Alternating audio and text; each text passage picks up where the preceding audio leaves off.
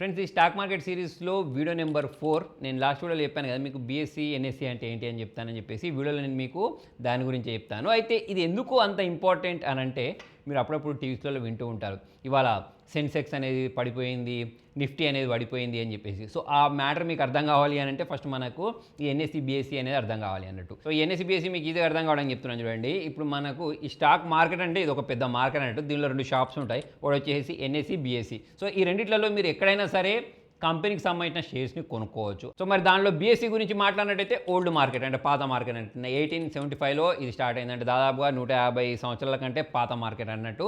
So అప్పట్లో దీనిలో మనకు ఎలక్ట్రానిక్ ట్రేడింగ్ అనేది ఉండేది కాదు. అంటే ఇక్కడ మనం పేపర్ రూపంలో ఈ షేర్స్ని కొనేవాళ్ళం, అమ్మేవాళ్ళం. దాని తర్వాత ఎన్ఎస్సీ అనేది వచ్చింది. సో ఈ బీఎస్సీ ఉంది చూసారా, దీన్ని మనం సెన్సెక్స్ అని కూడా అంటూ ఉంటాం. సో దీనిలో మనకు 5500కు పైగా కంపెనీస్ అనేవి లిస్ట్ అయి ఉంటాయి. సో దానిలో టాప్ 30 కంపెనీస్ ఉంటాయి చూసారా. సో వాటి పర్ఫార్మెన్స్ ఆధారంగా మనకు ఈ సెన్సెక్స్ అనేది పడిందా లేచిందా అనేది తెలిసిపోద్ది అన్నట్టు. అలానే మనం ఎన్ఎస్సీ గురించి మాట్లాడినట్టయితే దీన్నే నిఫ్టీ 50 అంటాం, లేకపోతే నేషనల్ స్టాక్ ఎక్స్చేంజ్ అని చెప్పేసి కూడా అంటూ ఉంటాం. సో ఇది వచ్చేసి 1992లో స్టార్ట్ అయింది. ఎస్పెషల్లీ ఇది కంప్యూటర్ ఆధారంగా ట్రేడింగ్ చేయడానికి అయితే తీసుకొచ్చారు. ఇప్పుడు రెండిట్లలో కూడా మనం కంప్యూటర్ యూస్ చేసి ట్రేడింగ్ చేస్తూ ఉంటాం అనుకోండి. ఈ 2 మార్కెట్స్లలో మనం ఎక్కడైనా సరే కంపెనీకి సంబంధించిన షేర్స్ అనేవి కొనుక్కోవచ్చు. మనకు ఫర్ ఎగ్జాంపుల్ రిలయన్స్ అనేది ఎన్ఎస్సీలో లిస్ట్ అయి ఉందా, లేకపోతే బీఎస్సీలో లిస్ట్ అయి ఉన్నా, ఎక్కడ లిస్ట్ అయి ఉన్నా సరే మనం కొనుక్కోవచ్చు. ఏదో ఒక డిమాట్ అకౌంట్ ఓపెన్ చేసి దానిలో నుంచి అయితే మనం షేర్స్ని కొనుక్కోవచ్చు. మొత్తానికి ఇవి 2 మార్కెట్స్ అన్నట్టు. దీనిలో మనం షేర్స్ కొంటాం. పొద్దున 9:15 నుంచి మొదలు పెడితే సాయంత్రం 3:30 వరకు అయితే ఇవి నడుస్తాయి. సో మరి ఎందుకు ఈ ఇండెక్సెస్ అవసరం అని చెప్పేసి మనం అర్థం చేసుకున్నట్టయితే,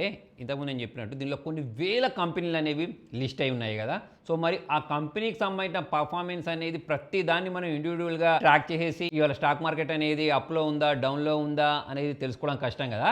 దానికోసమే మనకు ఇండెక్సెస్ తీసుకొచ్చారన్నట్టు. ఫర్ ఎగ్జాంపుల్ మనం క్రికెట్ టీం తీసుకున్నాం అనుకోండి. క్రికెట్ టీంలో మనము ఒక్కొక్క ప్లేయర్ స్కోరు ఇండివిజువల్గా తీసుకునే బదులు మన టీం మొత్తం ఎంత స్కోర్ చేసింది అనే దాన్ని మైండ్లో పెట్టుకుని ఇవాళ మన ఇండియా గెలుస్తుందా ఓడిపోద్దా అనేది చెప్తూ ఉంటాం చూసారా. సో అలానే స్టాక్ మార్కెట్లో కూడా మనకు ఈ సెన్సెక్స్ అనేది పెరిగిందా అంటే ఆ టాప్ 30 కంపెనీస్ అనేవి బాగా పర్ఫామ్ చేస్తే సెన్సెక్స్ అనేది పెరిగింది అని చెప్పేసి మనం వింటూ ఉంటాం. అలానే ఎన్ఎస్సీ గురించి మాట్లాడితే సో దానిలో ఉన్న టాప్ 50 కంపెనీస్ అనేవి బాగా పర్ఫామ్ చేస్తే ఇవాళ నిఫ్టీ అనేది బాగా పర్ఫామ్ చేసిందని చెప్పేసి అంటూ ఉంటాం. దీంతో పాటు మీరు టీవీలో వింటూ ఉంటారు సరే స్టాక్ మార్కెట్ పడిపోయింది అని చెప్పేసి. యాక్చువల్లీ ఇక్కడ ఏం జరుగుద్ది, ఇంతకుముందు చెప్పినట్టు షేర్స్ కొంటూ ఉంటారు, అమ్ముతూ ఉంటారు.